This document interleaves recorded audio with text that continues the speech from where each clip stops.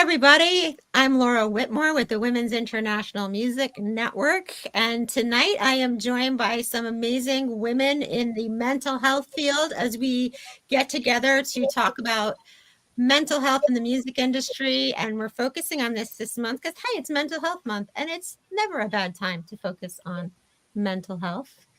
So we're going to kick it off with just letting these fantastic panelists introduce themselves. So Jodi, let's start with you. Why don't you share a little bit about yourself and maybe why, when you talk about yourself, guys, why you're focusing on the music industry as well.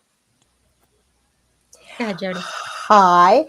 I am noticing some background noise. Anyone else getting a feed in the background or no? Okay. Sounds okay to me. It sounds okay? Okay. Okay. All right. Well, I'm Jodi Milstein, and I'm a licensed marriage and family therapist, and a licensed professional clinical counselor.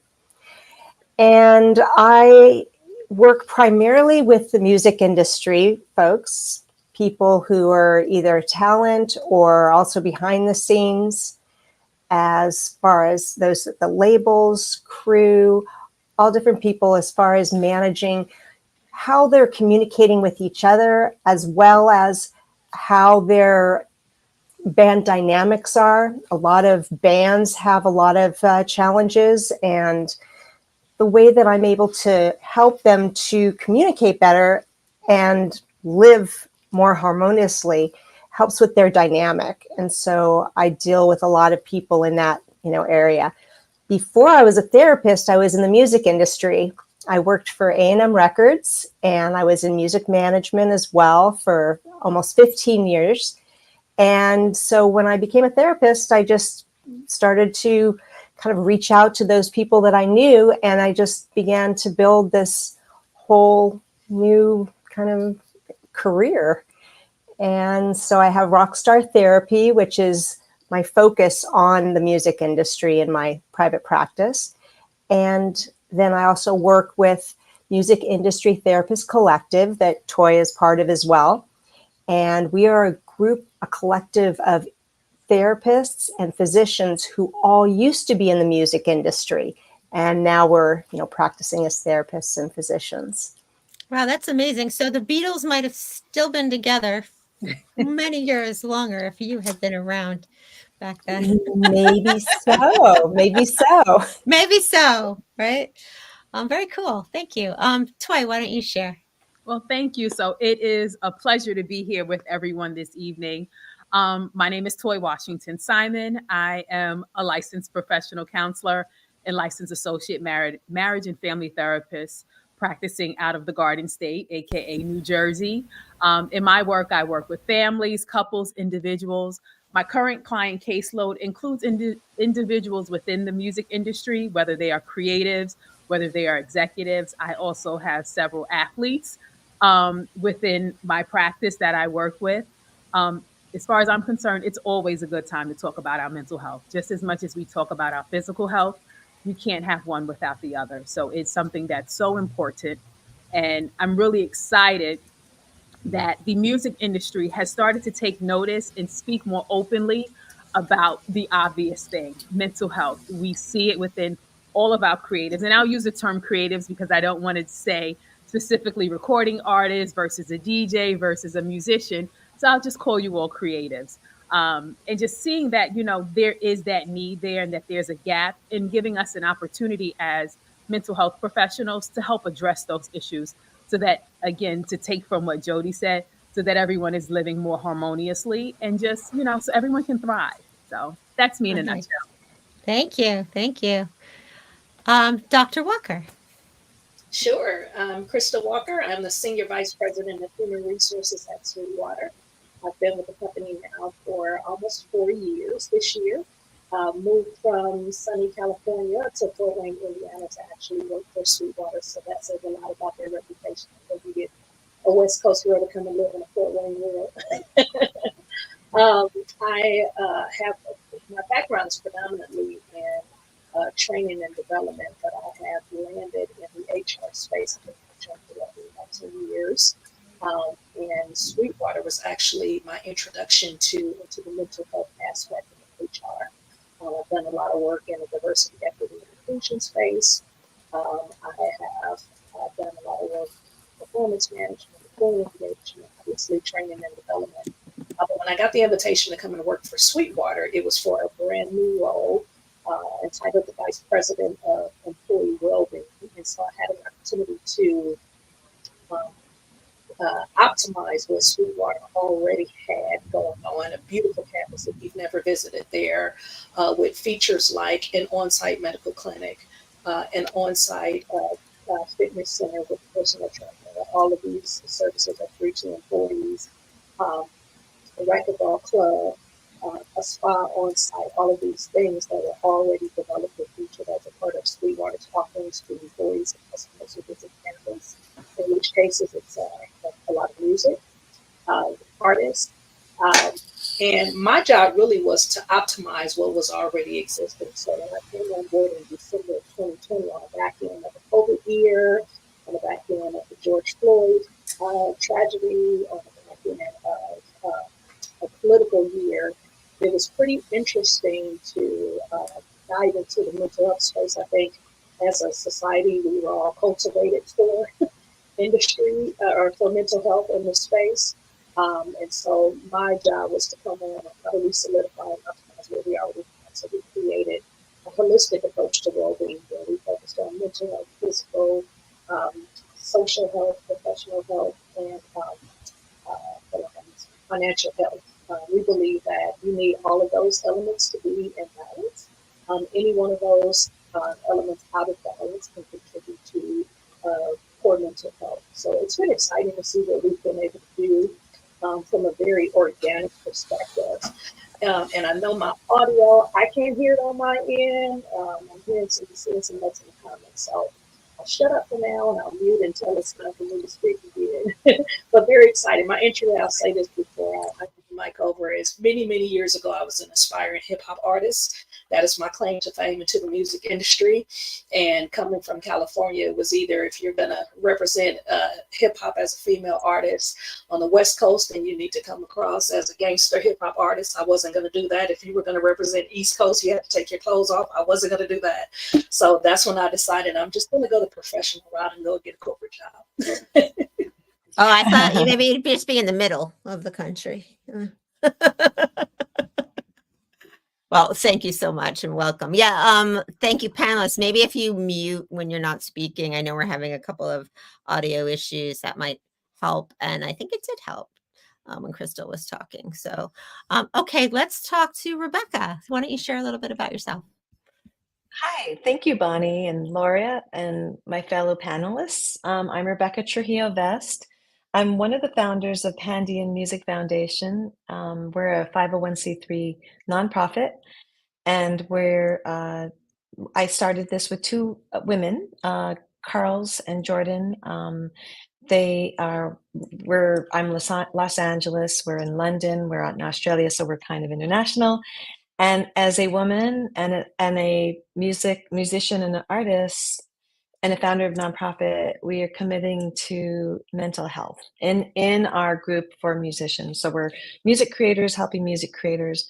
We have a wellness segment that we put together, and having amazing therapists and doctors like you lead these wellness segments. And so this was a really important part of what we were doing.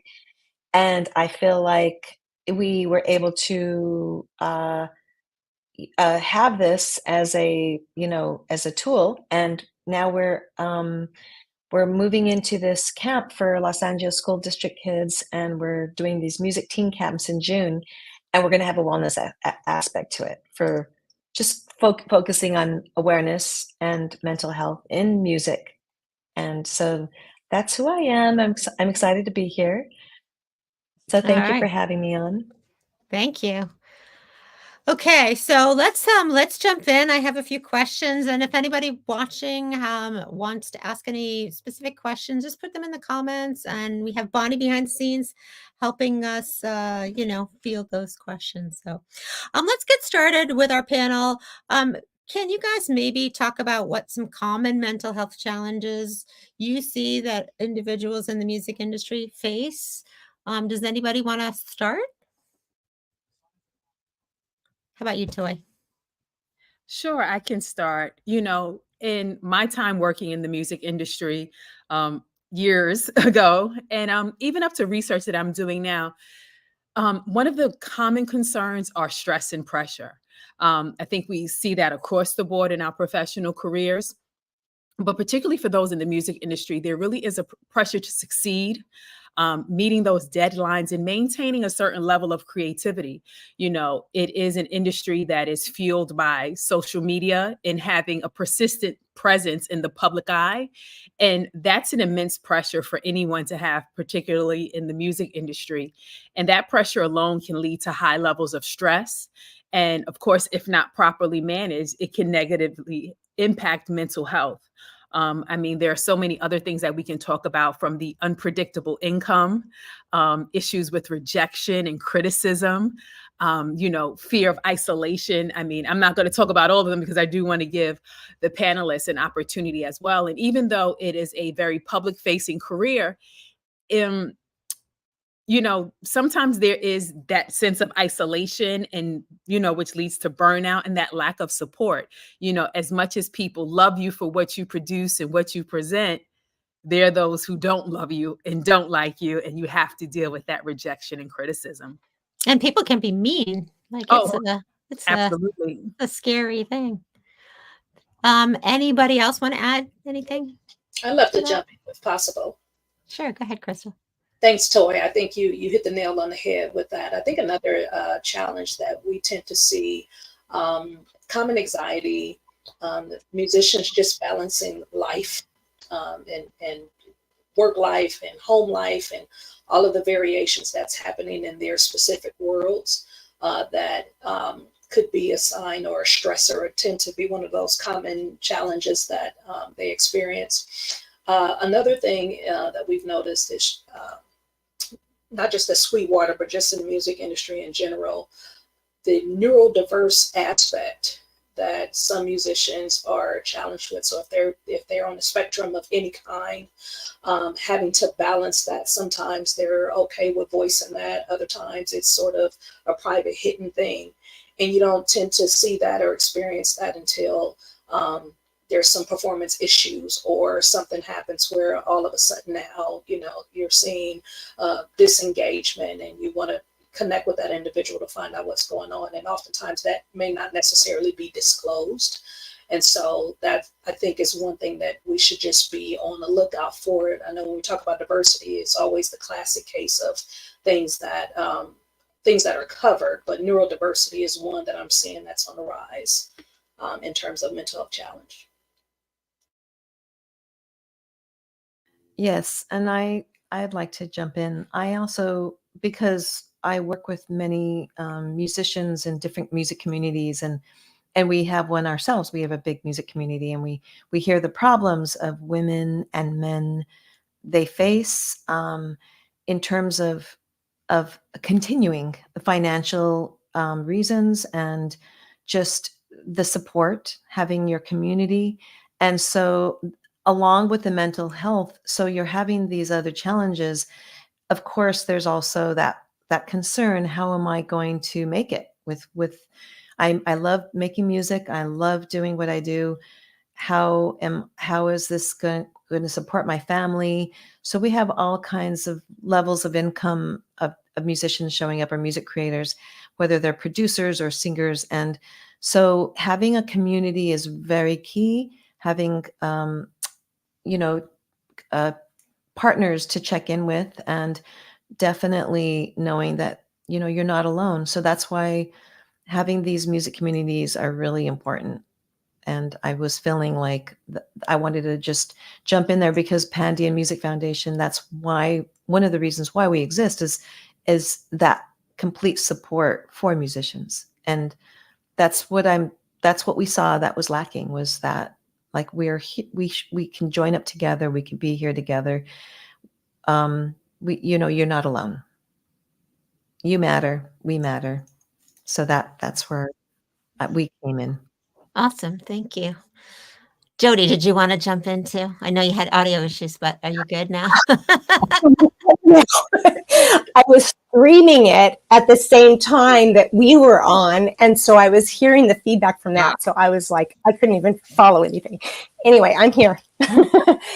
So, and I'm so glad to be here. And I just love the diversity of our panel as far as, everybody, kind of coming to this panel with, a different perspective. And so in working with those in the music industry and supporting their mental health, it has been so important to try to basically change the trajectory of the way this industry has been running for the last, 75 years. I mean, it's a very different point of view that we're recognizing now that is important to recognize, to look at the long term. I mean, as opposed to the short term, we've got to do as many shows as we can. We've got to, take advantage of this right now. And it burns out the artist, it burns out the manager, it burns out the crew. And then you have these short careers. And you don't have the longevity of the few bands that are still around after 40, 50, 60 years. The average career span of a band is, 5-10 years, maybe. And, before either they break up, someone dies, they kick someone out, or they self-implode, or who knows what. So I try to work with artists and managers and the labels and supporting them to look at it like this is a long haul. Let's not try to, run 150 miles out of the gate. Let's do the steady run and keep everyone healthy and check in with yourselves. And so that's where I really have been trying to advocate for just better touring, better self-care for everyone in the industry. That sort of is the opposite of how the music industry typically works, right? Because it's like, what have you done for me today? Especially with the way social media is now, and now with, the rise of AI. We see that in every industry. It just feels like the pace is accelerating, that the need to produce quicker and quicker. That was pretty crazy. Let's talk about like some solutions to some of these ideas, because there's a lot to unpack here. Rebecca, I am totally with you. It's so interesting. Like the first event I ever did for women in music was the Women's Music Summit that was in 2012, I think. And after that event, we made a Facebook group for the women that attended, and it was like a support group. You could ask people the dumbest questions. Like nobody in this industry knows anything when they start, right? Right. So having that community where you could say, like, I got this pitch from this company, does it seem legit? Like, or what, stuff like that. I just That's exactly it. That's exactly it. That, like, will you listen to this song? Will you listen? Who do you think about? What do you think about this producer? Has anybody worked with this person before? What about these, these agencies or the supervisors or this, it goes on and on, like, especially if you're coming in from the licensing aspect. The touring aspect is a deal too. I have some good friends who are on tour, and some of the self practices that what we help each other with are like, do you need to talk? I'm here for you. Give me a call. So it's like you're still connecting with the community, even though the tour is happening, or the, traveling and being on stage. That's also very, could be triggering. You might have an off day, but we always talk about, like what you brought up in earlier, was like the self-care aspect. So what do we do about that? First of all, there's the rest, like it's making sure you can try to get enough rest. And then there's also drink enough water, very, very simple things. Go for a walk, get the sunshine in your face in between when you can, even if you're working at home on your music, whatever it is, or in your music studio. Those are the practices, vitamins, healthy food, loving yourself, waking up in the morning and just smiling into the mirror. these are other aspects other than sing. Of course, a therapist, is always the best. And talking to someone, if you don't have a therapist, talking to someone you trust, and somebody who's just willing to listen. And I think that we all want to be heard. With our music, that's why we make music, is we want to be heard. We matter. We care. We want to put the message out to the world, and the world is responding by listening to our music. And not everyone knows what goes into making a song, what goes into getting up on stage and going on tour. There's so much part of that. And so bringing this out in the open to the public, having them connect and understand, and knowing that we're all just trying to get by and the best that we can. And so the community is key. What about you, Toi? Do you have any thoughts on what people can do to address some of these things? Thank you, Rebecca. That was great. No, absolutely. So Rebecca, explained that so eloquently. And I like to use the term, an acronym, CREATE, because, the fact is like I said before, you all are creators and creative. So it's time to create. So I use the acronym CREATE, which stands for, cultivating positivity. And that can come by surrounding yourself with positive influences, and engaging in activities that uplift your mood. The R is really reflecting on your emotions. Sometimes in this fast-paced industry, we don't have a moment to just sit with ourselves and sit with our thoughts and be still and really just acknowledge and take the time to understand our feelings, and allowing for ways that we can better regulate our emotions. We always talk about exercise, right? That's the E in CREATE, exercising, but not just physically, but also mentally, exercising our brain, whether it is a game, whether it is just relaxing, just kind of shutting down, removing ourselves from the everyday hustle and bustle. The A is, adopting healthy habits, eating right, exercising, just offloading. But also, one of the simplest things I think we forget to do is go to the doctor. Go to the doctor, because you may have this tickle in your throat and you may think, oh, it's allergy season, but it could be something else. And that could be impacting your performance. So if you are anemic, if you have a thyroid condition, if you have gastroenteritis or gastro issues, all of those things will eventually affect your ability to perform. Brain fog, this is SheRock. So, we get this thing called menopause, perimenopause, right? Our body goes through these changes, and ultimately it will affect us as artists, right? And as creatives. So literally go to the doctor, because something that we can think, oh, we can just pass it off, it may be a larger issue, or you can kind of stop it in its tracks before it becomes a larger issue. We're all therapists. So of course, what do we encourage? Go to therapy. Talk to someone. Yes, we have our friends, we have our family members, but there is something about sitting face to face with a therapist that is very different, and that can help you move along this process. And again, Rebecca said it, we all will say it, engage in those self-care activities. If it's getting a manicure, if it's laying by the beach, if it's taking a drive, if it's going for a walk, whatever it is, those are just some of the things that we can kind of implement to kind of help, navigate this industry as it is. Yeah. Thank you. I love that. CREATE. I wrote it down.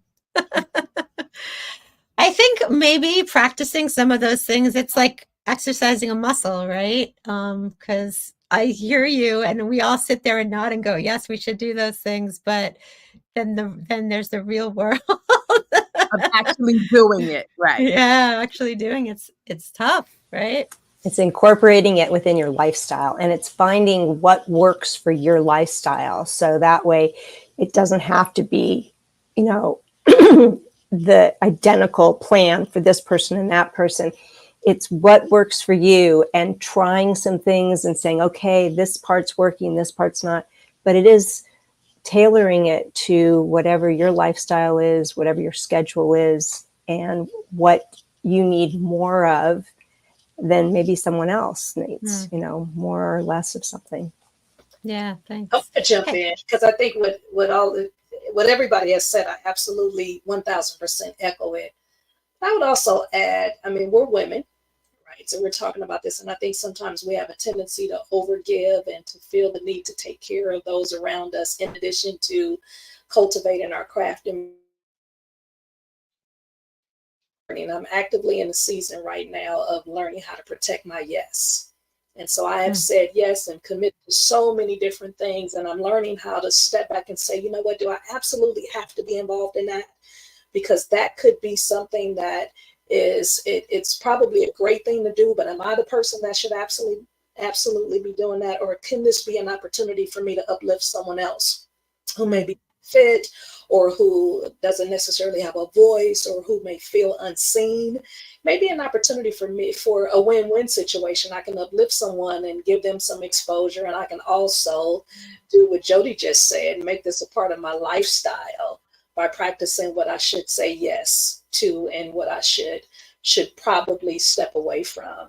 I'd also add that as women musicians, I think every musician's dream is to have a stage or have a platform.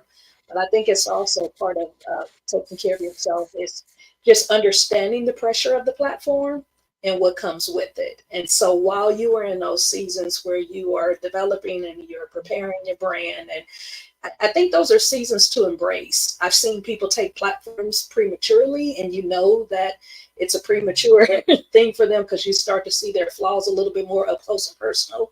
I've also seen people struggle from a mental health perspective because they get into these platforms prematurely, and now they're struggling with imposter syndrome, and they're trying to figure out, how do I stand up in this particular environment around these people?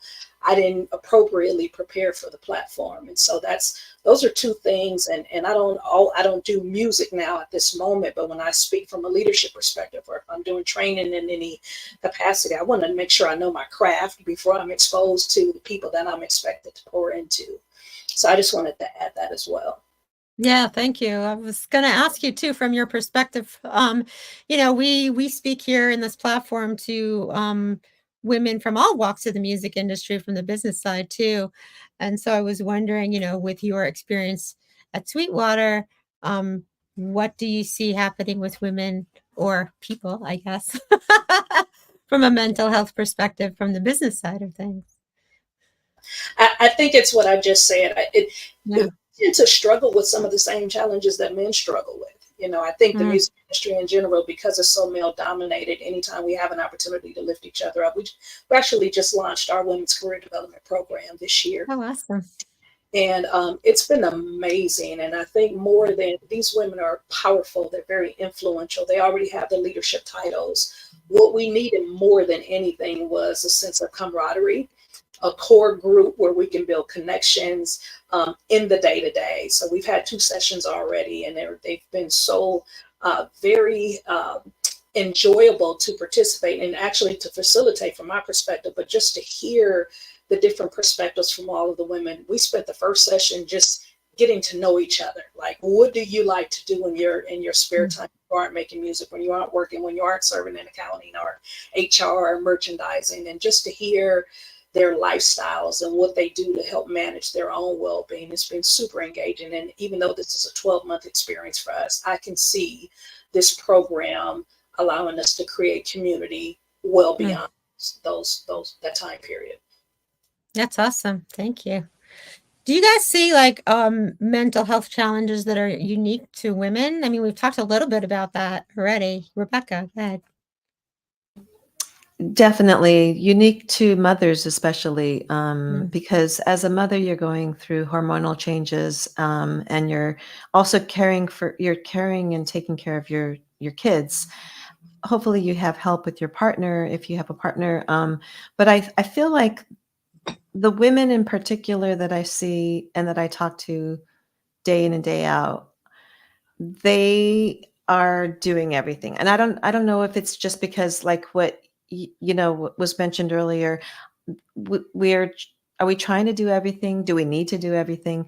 But there's some things we do need to do, which is raise our kids, and we're also wanting to show up and be our best in our music platform, whatever that is, whether you're in producer mode or you're in your studio or you're on tour.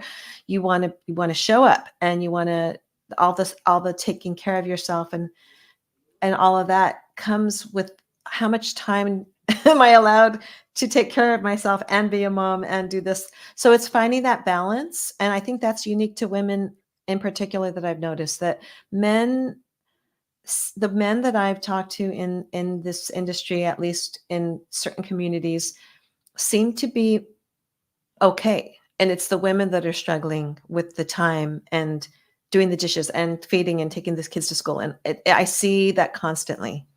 Yeah. Is finding that time, finding the place where you could create and be. Interesting. Yeah. I think something else that's really important is, kind of the elephant in the room, fair working conditions, pay equity, pay parity. Women deal with sexual harassment and assault. Those are things that do occur. We can talk about the gender discrimination, fewer opportunities for advancement. Like I said, the unequal pay, women getting overlooked for gigs and for roles based specifically on their gender. But something else that we really need to talk about and be honest about is the pressure to conform to beauty standards. Men don't really get that. Women get that. There's that need to be a certain size, to look a certain way. And then, that causes conflict between fellow, other women in the industry, who's better at, who's wearing what, how does this person look? And it really is unfair. So yes, balancing career and family is extremely important. And yes, by nature of the world, by what we decide to do, we do take on more of that. But those are some other things that are really, I think, hone in are specific to women in this business, because it is a business, right? And having to juggle all of these different things and wear all of these different hats, but also too, that pressure to conform to beauty standards. And, without mentioning any particular product, we can look across the industry and different industries and see what women are doing to look a certain way and to present a certain way, because that's part of the whole package, right? As we think about it, and however long a person has been in the industry, it really becomes, well, what do they look like? What is the package that they're bringing for? Interesting. I never think about that because I'm not an artist like that. Kind of like, but at this day and age, not just the artist, right? The producer, the manager. Well, it's everything too. Like even in business too, I think like as an older woman in the music industry, it's a little terrifying, right? To be like, oh, am I gonna, but there's people gonna take me seriously, right? Jokingly, I can say, but there's a needle for that. Yeah. Whatever it is, right? To make us live a different way so that we conform and we fit into these. Yes. We can subscribe to this beauty standard. Yeah. Interesting. Anybody else have any thoughts on the challenges unique to women? And how do we address those challenges? Well, I think that women have to work harder for their seat at the table, and have had to in the past, currently, and I don't know what it's going to take for things to change. But, along, what Toi was saying, and, it is so focused on, the external of women, and, what it is that they're, presenting themselves as, and how important it is for women to really feel that they have a sense of who they are in their core. And the most successful women in the industry that I've worked with are the ones who really have their feet on the ground and really have a sense of who they are. And regardless of what their race is, their body size, their religion, sexual orientation, that if they are feeling comfortable in their shoes, that they can take themselves to that table and, really find their place in this industry. And whether that is a performer, whether it's an executive, I mean, it is tough. I mean, it's very tough for women. Ageism is a thing. And I think that, even for men in some ways these days as well, but especially for women. And as we get older, we have our parents that we're taking care of, our children, you know, as Rebecca was saying. We're usually the ones who are taking care of multi-generations. I know that I'm in that role, and you know, I welcome it, and I'm really good at it, but it's something that men don't necessarily step into that role. It's usually women who do that. And so I think that it's just balancing all of what we have to do and who we are and how we can also just be. And it's so important to have that sense of community that Dr. Walker was talking about as well. And feeling like women can lift each other up. It is so magnificent when women are together, and you can feel that enlightenment, you know, when we lift each other up, as opposed to, you know, when you're witnessing women tearing each other down, and how destructive that is for everybody. And so I feel really strongly about that as well, in how we can really lift each other up and support each other. And there's enough for everything, there's enough to go around. And we don't have to kind of feel like, oh, I can't I can't tell this person about this because otherwise I'm not going to have it for myself. And I think that the more that we're able to support each other, we're creating more abundance. So I have very strong feelings about how important it is for us to support each other as women. Yeah, thank you. You know, I've been thinking about this from the perspective of working in corporate, not just in my current organization, but in previous organizations. And one of the things we talked about in one of the first sessions of our women's group cohort was there used to be, or I guess there's a myth that the glass ceiling tends to be what holds women back from being able to promote within their respective careers. But a report from McKinsey that just came out earlier this year is their annual women's report, and it actually proved that the broken rung, which is an interesting concept, is actually what's holding people back. And the broken rung, if you're not familiar with it, it's a woman's first opportunity to enter into a management or a supervisory role. And that's actually what's preventing them from being able to operate in the most senior leadership levels. And so we had some really good discussion around that and challenged the women to talk about, hey, what was your first opportunity in a leadership role? Who supported you along that journey? And what was pretty evident in most of our experiences, that at some level we experienced some form of microaggression, which led to us feeling like we had to self-shield or protect ourselves or guard ourselves when entering into these workforces. But we also talked about strategies that we've used and can continue to use now that we have experienced those. If whether it was the glass ceiling or the broken rung concept, how can we now serve as allies for other women who are trying to enter management for the first time or a leadership role for the first time? And how can we partner with our male counterparts? I know when I was young in my career, being very introverted, which often surprises people because I'm on stages and I speak a lot, but I really am that gal. But one of the things that I would struggle with coming up early in my career was bringing up ideas without fear of having my ideas stolen in the workplace, either by a senior leader or one of my male counterparts. And I adopted this theory early on. Hey, I'm going to partner with an ally and I want to share my idea before I even get in the room. I'm going to bring it up and I need you to back it up.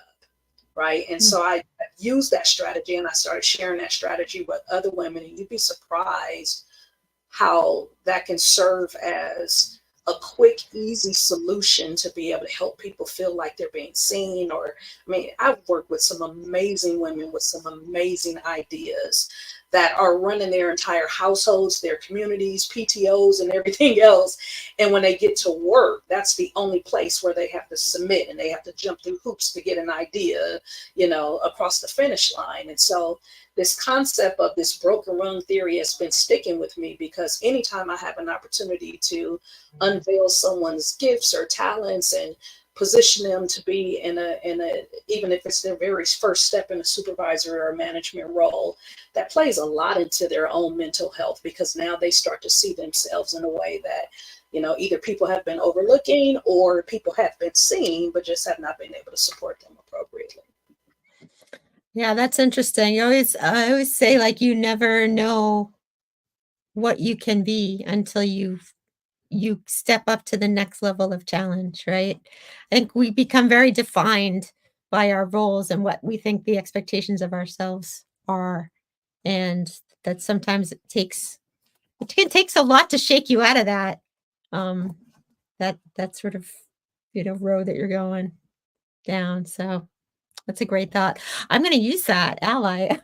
Yeah. Ally, I need a male I like counterpart to come and speak allies. about this particular instance, because oftentimes they are, and I think men want to support, they want to help, they just don't know how.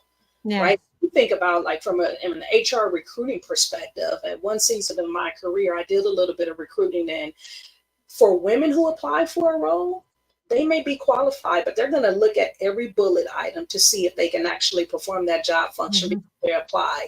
Their male counterparts, they'll see 2 or 3 items and say, yep, I can do it. And they're figuring it out as they go. And so how many times I know for myself, I've had to push women early in their career, or women who I knew had the talents and the gifts to be able to perform a certain job function, even if they didn't check every box. Like, go do it, learn it, put yourself out there. And you just see the difference. I think Jodi mentioned it earlier. You just get to see the difference in how people come to life when they're noticed, when they're being seen, when they get to operate in their gifts and bring their selves to work. It makes a difference. Yeah, that's amazing. Love that.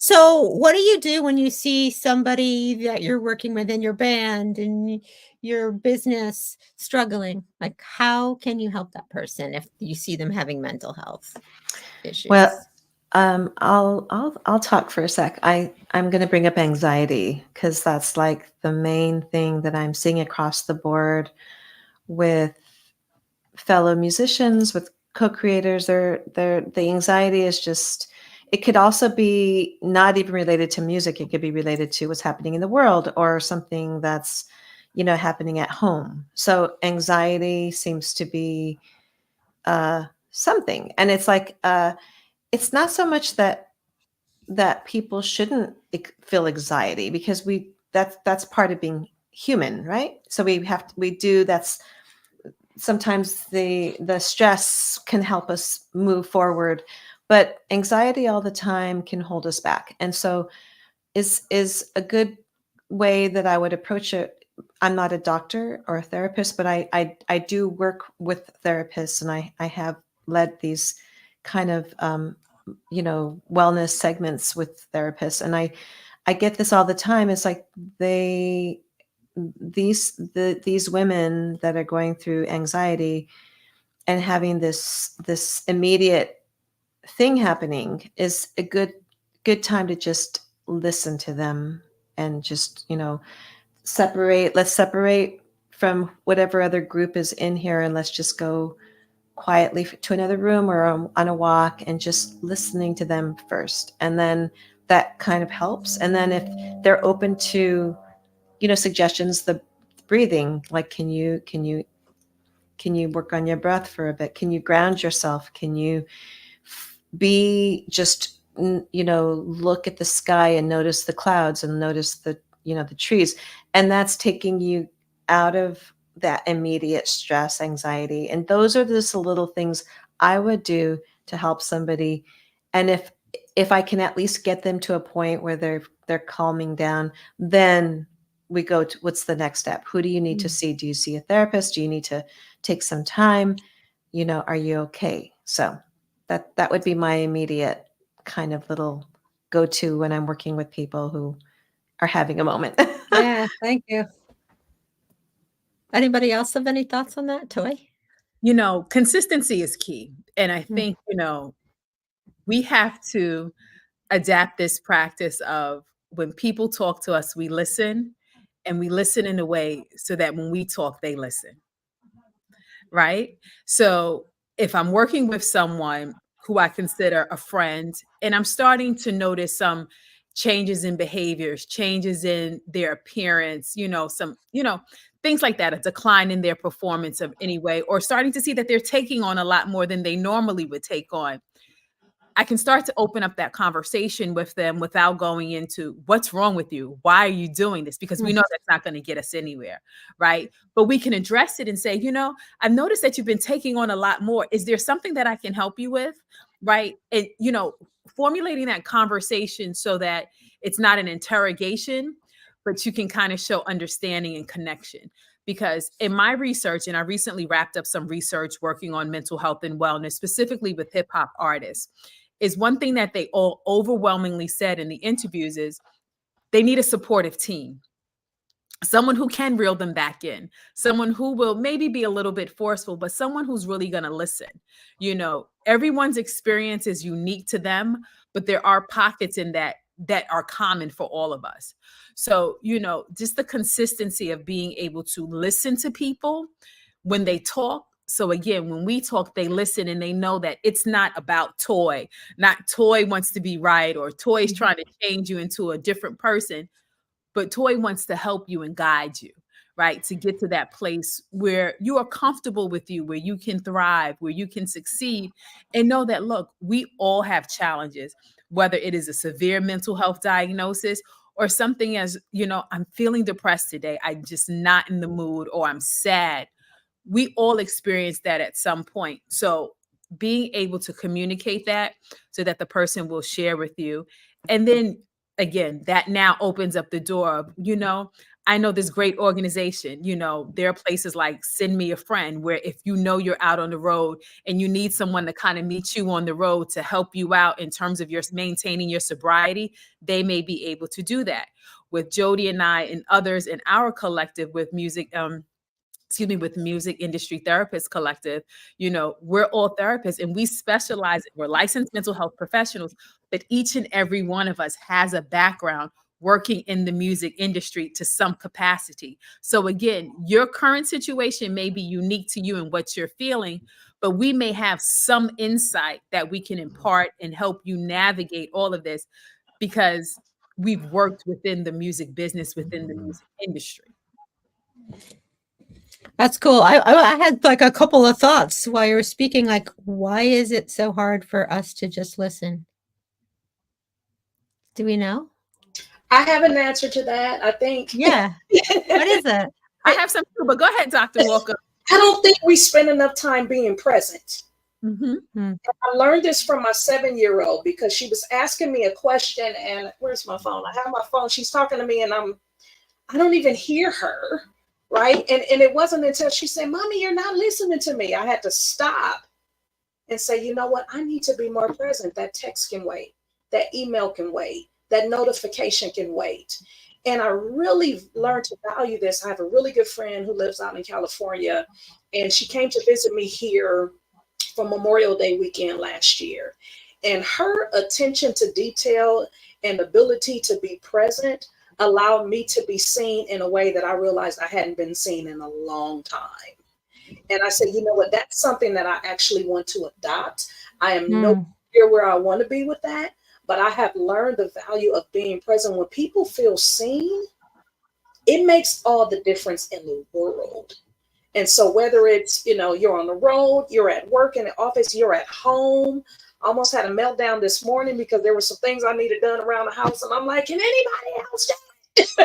Anybody see if I need? So I think to be present is a key for us not to miss those moments that Toi talked about. And this world goes so fast and everybody's competing for our attention. And if you can find that one person in your day that's actually paying attention to you and that's connecting with you and you know it and you feel it, those are treasured moments now. I also want to add that a lot of times when we're communicating, we listen to respond. And it's so important to listen and to not think, oh, this person's talking about this subject and let's see, what am I going to say in response? And what are we going to... It's to really be present. And what Dr. Walker's saying about, your 7-year-old, it's so important to really hear the words that someone's saying, not assume that you know what's going on, to ask questions if you need clarification, and to really connect in a way that that person feels heard and understood. And if you don't understand, then that's where it's important to ask those questions. But there's nothing more frustrating than when you're talking to someone and you feel like they're like thinking about what they're going to say, and you're like, oh. So you just, the eye contact, the, you know, really being present and being gentle with someone is really valuable. Yeah, and maybe knowing that you don't have to respond right away, that you don't have to have an answer, right? Mm-hmm. That makes Just my kids listening. mad when I give them an answer. They're like, And no, that's right? a big one, right? Because sometimes when people talk to us, they're not looking for advice or guidance. Yeah. They just want to offload. Mhm. And that's a lesson that I learned. I'll never forget my best friend in high school. She's like, you know, Toy, I just want to talk. I don't want advice. I don't want suggestions. I just want you to listen. And that has stuck with me for the majority of my life. Yeah. Because sometimes people just want someone, again, to listen. And they're coming to you, if they're sharing with you, that's because they trust you and they see something in you where they feel safe, they feel secure. They know that that nurturing will happen in some form, some way, somehow.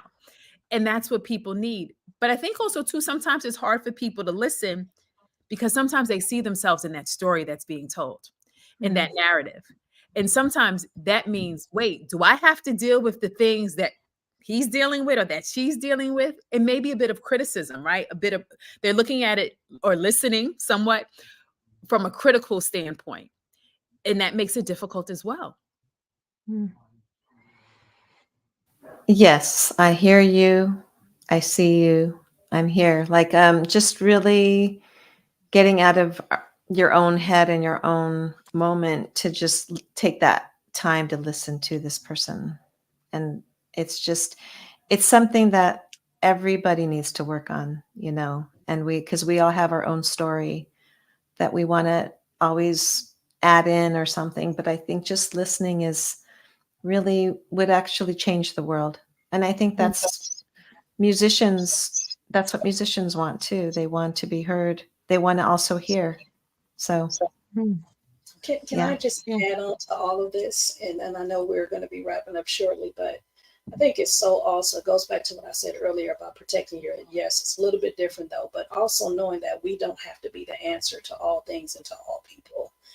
And being the person that people come to and they know that, you know, they can come and, I don't like to call it dump, they just need to vent or whatever the case may be. I think too much of that without you having your own cup filled can be pretty dangerous as well to your mental health. So I throw that out there. Maybe Laura Bonnie, that's a part 2 panelist, but you do when you're surfing on E or whatever the case may be. I think it's a good topic, and it's definitely one that we should consider. Yeah. As we Yeah, for sure. Health. Yeah, you know, it's interesting. I read this article in the New York Times. I was trying to remember it while you guys were talking, and I think I did. It was about when your kids come to you, right? Which I just mentioned. My kids always get mad when I give them, well, you could try this or you could try that. And they said the thing that you should do when your kids come to you, and maybe this could be for anybody, is to ask them, do you just want to be heard? Do you just want a hug? Or do you want help? And you know, maybe they just want to be heard. Maybe they don't know what they want. And maybe you asking them helps them figure it out too, right? So I like that idea. But see, I forgot it until now. But anyway, this is a great conversation. So I just wanted to maybe wrap it up with one more thought. I saw today in the news that yesterday the Miss USA winner from 2023 stepped down because of mental health. And I'm wondering, do you guys think that it is like the stigma of care, self-care and addressing your mental health? Do you think it's improving? Do you think we're seeing progress in the idea that you can protect your mental health in the music industry?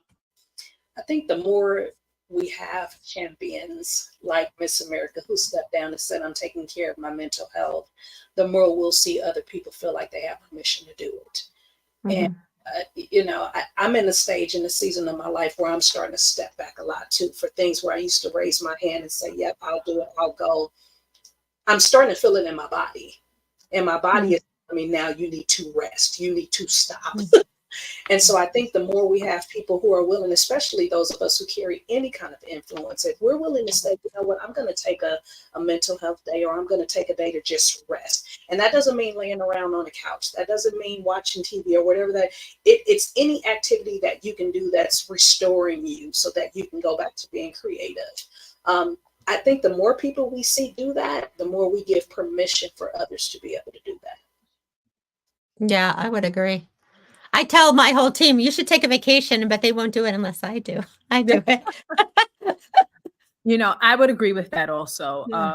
Across different genres of music, we see artists stepping up saying, look, I'm hurting, right? That may not be the actual language that they use, but they will express it, whether it is in a memoir, whether it's in their lyrics, whether it's during a live performance. They do it. They say it, and then sometimes they will step back. Some have gone as far as to saying, I am checking myself into a treatment facility, or I am going to take time to deal with my mental health. And we see it in the music industry. We see it in sports. We see it in other areas. And again, to Dr. Walker's point, as long as we have people who step up and say, this is it, you do give yourself permission, and others may feel emboldened to do the same. Everyone's situation is different, obviously, with financial insecurities and of the music industry in and of itself, and how people make their money and make a living. Some feel like they can't do that. And there is still that stigma around it, particularly in the world of hip hop, very male dominant, very strong, very firm. But there are those who are like, no, this is no longer serving me. And I, to some degree, have a responsibility to my public where I don't want to fall apart publicly. So you know what? I'm going to step back and work on me, and I'm going to come back better than ever. Yeah. I've definitely seen an incredible shift. I mean, from when I was working in the industry in the 90s, and anyone who needed to cancel anything, it was because of exhaustion. That was the blanket statement. You would never hear anybody say that, I need to cancel a show or even a tour because I need to take care of my mental health. There was such a stigma at that time. And because more and more creative people have been coming out and speaking about their struggles, and, looks like I have everything, but, I'm a person, I'm a human being. And, across the board of, different people from different genres of music, different cultures. I think that's really important, because some cultures it's still not as common to talk about mental health, but I am seeing various cultures that were kind of, it was more taboo, coming around more. And it is, I mean, the young people now that I hear talking about, I need to take care of myself. I need to do this. You wouldn't have heard that, back in 95 or 92 or whatever. So I'm hearing that more. And some of these, some people who you would stereotypically not think would be talking about mental health, and that they have to cancel something. The lead singer of Slipknot, this hardcore, heavy, intense, band, he said, I got to take care of myself. I got to step back from this. Men, women, I'm hearing even more men, when it was typically women who would talk about our mental health and, our feelings. But I am hearing and seeing more men, and I'm getting more requests from men who are looking for support and therapy. Yes, since I think there's a few people in particular I'm thinking of that recently just left, their band, and they're pretty well known, and they are doing it for mental health reasons, because the other musicians that they're playing with are, they're getting stressed out with the activity around that. So it's like sometimes you just have to make that hard call on, like, I'm going to have to think about myself and think about what I need. And that could be making that hard call. That could be a career change. That could be anything like that. But it's great to support people who end up making that choice and like let them know, great choice on that one. Yeah. Yeah. And that it's okay to pivot. Like Yeah. you don't have to be miserable or have all the answers all the time. And sometimes those pivot points end up being like the best thing you ever did for yourself. So, Right. well, thank you so much, everybody. This has been so awesome. I would love to do another panel with all of you because we have so much more we could talk about. But we're going to wrap it up. Our next event for the Women's International Music Network is on Thursday, June 20th. We're going to be celebrating the summer solstice with a showcase featuring artists Isolde Fair and Olivia Frances, two fabulous young women who have very uplifting and lovely music. That'll be great for the summer solstice, which is June 21st, but we're going to do our showcase on June 20th. So join us here. And thank you also to MAC Cosmetics for supporting the Women's International Music Network and the She Rocks Awards. And thank you all for joining us. So Thank you, Laura. Thank you, All right. everybody. Thank you, Bonnie. Thank All you right. so Thank much. you for having all of us. Nice to meet everybody. Nice to Thank meet you, you all. everybody.